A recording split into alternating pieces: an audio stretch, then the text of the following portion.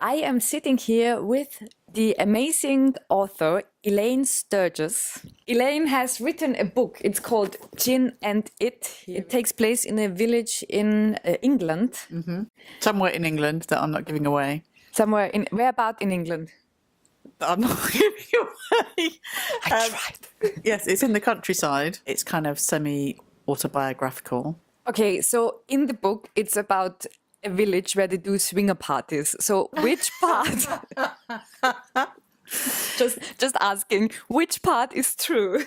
Well, there was definitely some swinging going on, but we didn't get involved. We were lesbians moving to a middle-class conservative village. I don't know what they actually did in their sort of, swinging parties, but they invited us to parties to try and encourage us to get involved. It's kind of a euphemism because gin is the drink and it is sex. We hadn't been in the village very long when someone told us that there were two prostitutes living in the village and that they lived next door to each other. One did the incomers and one did the locals. Did you say then, are we now the locals or are we the incomers? Yeah, well, no, because you can't be a local until you've been there. Well, I'm not sure you can be a local unless you're born there. The prostitute who got the incomers, she had more variety, and the locals. Wealthy. Yeah. I'm intrigued. Whereabout was that village again? in that place in England that we were talking about earlier that I wasn't going to name. How long did you live in the city, in the village? In this middle of nowhere for about 17 years. 17 years to live in a swinger town for 17 years and have not been swung. Well, the book is kind of like made it very extreme. It's kind of like Little Britain. Obviously, the reality was that this group of swingers was actually quite small. I actually started the book 10 years ago when I was living in the village. And sadly, my wife passed away 6 years ago. And I wasn't able to write for a long time. And then about a year and a half ago, I picked it up again and decided to finish it. And it's been quite a good experience for me because there's a lot of Maria's character in the novel because she was a very funny person, and so a lot of the funny stories in there are actually about things that she did. The Madonna cones at the party, that was Maria, and the pig on the head, that was Maria. One of the things that was very apparent for Maria was that even up to the last day of her life, she found humour in everything, and it was really important for her to still be able to laugh and enjoy things even when she was really ill.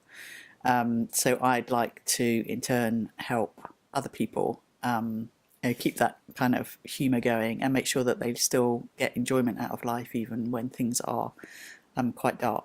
The night before she passed away, she was in a really it was in a really bad way. She had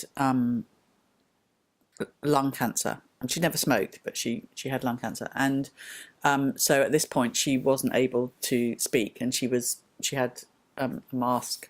We had been through a really tough time with the NHS, and there was one doctor who made a terrible mess of her medication. We had to take her to intensive care, and this doctor came into the room, and he wanted to give her some treatment. I said to him, "I'm sorry, but you're going to have to go and find someone else because you're not touching my wife." He turned on his heel and walked out of the room. Maria looked at me and went, and she was in such a terrible, way, and she knew there wasn't going to be very long left, but she still found a way to laugh and find humour. Macmillan is a cancer support service. They were really amazing in supporting both me and Maria in the last stages of her life.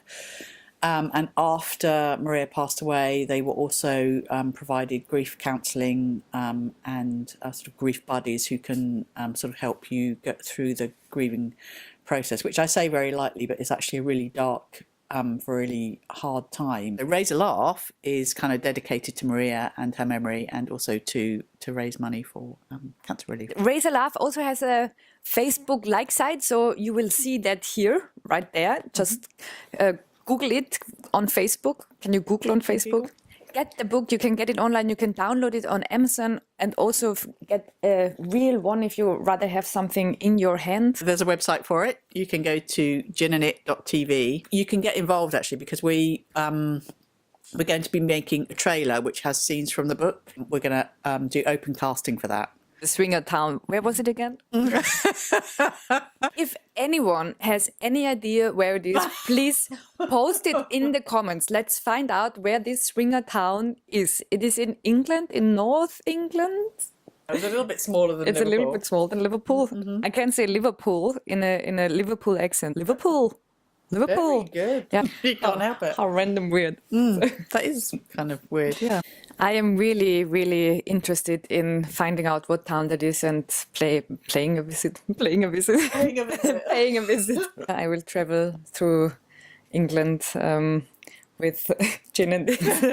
Thank you very much, Elaine, for your interview. And if you find out where this town is near Liverpool, and then all go there together and have a party.